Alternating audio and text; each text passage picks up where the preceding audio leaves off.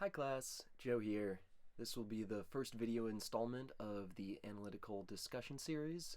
So in this past week, what we did was focused a lot more still on statistics methods that we were going over last time. Now, in the last discussion, I think things were a bit disjointed. We didn't get to go over as many examples. So I want to start out this video with an example of a statistics problem that you could come into. And then also we've moved in the class onto techniques such as standard additions for correcting for the matrix effect, which is something that you guys will actually be doing in lab. Now you'll notice that we haven't actually asked any homework questions about it. That's because you're going to be getting a lot more exposure to this material, but you will be expected to know that by the end of the semester when you have. And for things that we're working on current assignments and lecture materials, that we've just started touching on gravimetric techniques. So I'll give you guys a modern example of how that's being used, and then in discussion we can go over more quantitative problems. Alright. One of the topics that causes the most confusion in statistics in this course is that of means testing and confidence intervals. This is also a type of question that you're highly likely to see on exams at some point, and so I want to look at some examples of how to go about these. So let's say that you're an analytical chemist at the MWRA, and Mayor Walsh comes and asks you if the level of copper in the Charles River is suitable for drinking. Now you know that the EPA has set the maximum contaminant level at 1.35 ppm. So you go to the end of the river by the Science Center, take a large sample of river water, and take it back to the lab and measure it 6 times by atomic absorption, and you get the following results. You calculate a mean of 1.14 ppm with a standard deviation of plus or minus 0.23. Is the water safe by EPA standards? How confident are you? So here we're comparing an experimental quantity with uncertainty against a known standard. We can already see that the mean is below the EPA's threshold, and that the standard deviation, which represents 68% probability, gets us up to 1.37 ppm, right about the maximum.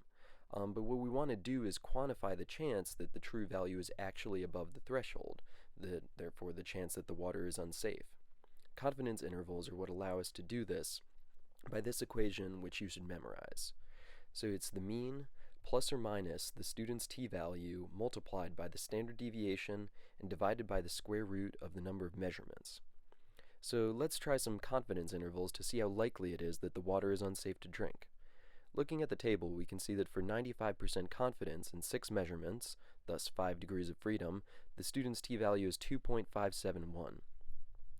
Going back to calculate the confidence interval, we see that the value could be all the way up to 1.38 ppm, which is above the EPA limit at 95% confidence. So let's go back to the table and try another, like 90%. Calculating it out, we see that we get 1.33 ppm, a value less than the threshold, so we can say that there is a less than 10%, but more than 5% chance that the water is unsafe to drink. But we'd really like to be more confident than this. So what can we do? The answer is take more measurements. Let's say we take 2 more measurements and we somehow end up with the same mean and same standard deviation.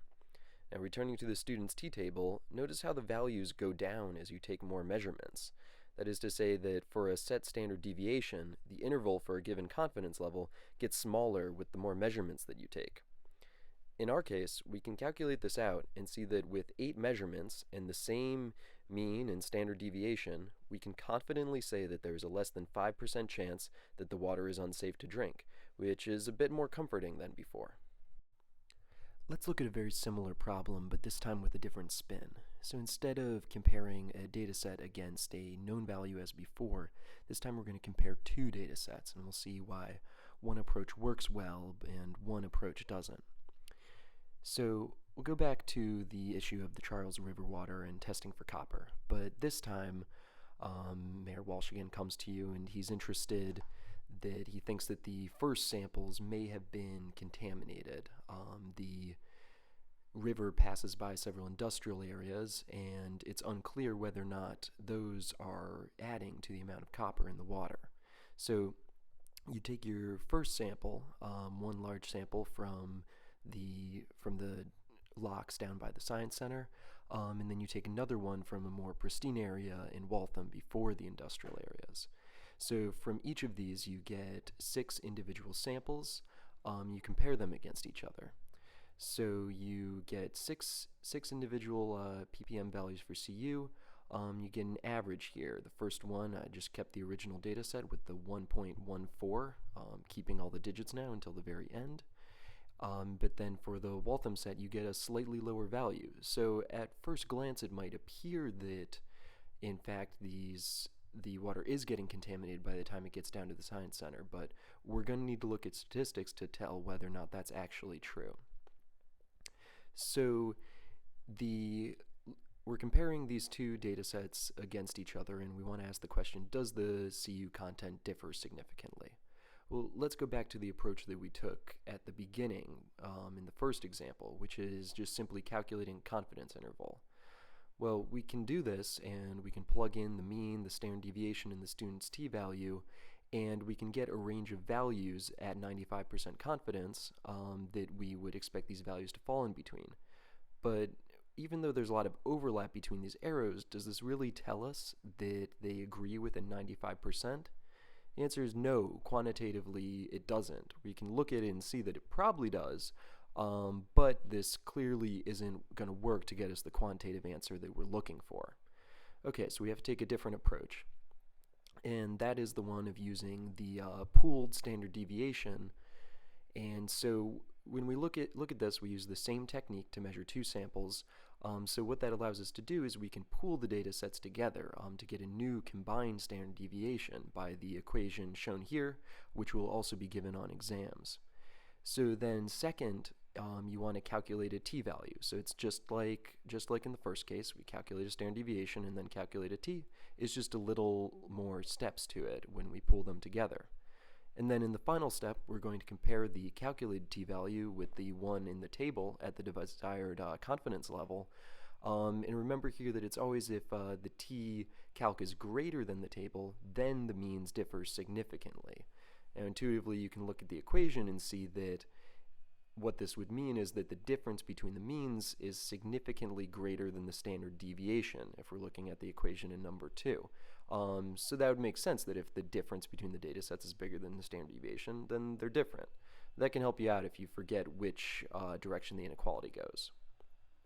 So let's go back to our data set, and we can see that simply plugging in the values for the standard deviation and the number of values, we calculate an S-pooled of 0.223. Again, keeping all the digits until the very end. And then we can calculate a t-value, plugging in the means and our new S-pooled value to get a pretty low t-calc value of 0.38. Okay, so let's go to the student's t-table and check for 95% confidence where we were before. And we can see that t-calc is much less than the t-value in the table. So in conclusion, what we would say about this data set, if we were to write out an answer, we would say the two means do not differ significantly, p less than 0.05. And remember that this probability you put in parentheses always is the probability that you're wrong about this.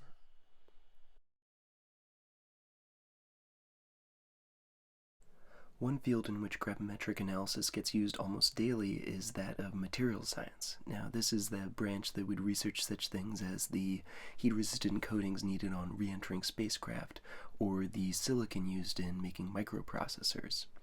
Now, the technique that they use is called thermogravimetric analysis, or TGA, and as a materials chemist, I get to work with it very regularly. So I want to give you a tour of the TGA instrument, which is in Higgins Hall. This is the thermogravimetric analysis instrument. It consists of a high-precision analytical balance coupled to a furnace where the sample is placed. The furnace opens and closes for sample loading, and the balance electronics, which feature built-in calibration weights, are housed in a separate sealed compartment. The sample pan is kept in the narrow cylindrical furnace, where it is connected to the balance by an extension arm. Like any good analytical balance, the TGA instrument is on a marble slab to eliminate building vibrations and has an indicator to make sure it's level. The first step in an analysis is to tare the sample holder, which is an unreactive aluminum oxide crucible. This instrument can measure down to the thousandth of a milligram. Next, we load the sample into the crucible. One chief benefit of TGA over earlier gravimetric techniques is the need for only very small quantities of sample, only a few milligrams. Microscale powder funnels assist in the process.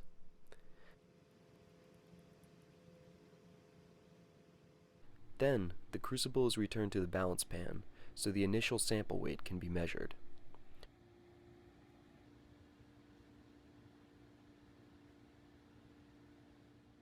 A reactive gas, such as oxygen or hydrogen, is then flowed directly over the sample, whose weight change is then tracked with temperature. Two other gas inlets allow a protective nitrogen blanket to flow through the balance electronics to avoid corroding the expensive components. The protective gas must always flow at a higher rate than the reactive gas. Here's a sample trace of what you would see after a typical TGA run. So the material that they're investigating here is a polymer blend with a certain content of silver particles. And so one of the things they might want to determine is, well, what is the silver content of the solid? So it's a pretty simple trace here. You can see that at the beginning up to 100, you can see that there's a loss of around 20% of solvent.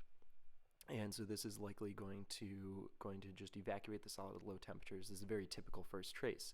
Then you see that there's a plateau corresponding to the material being stable, and then around the area of 350 degrees C, all the polymer content is completely burned out.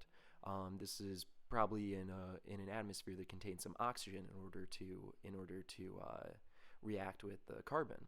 And then so all the remaining material is simply going to be silver, in this case probably silver oxide, and so they can therefore back calculate to determine what the original weight percent was.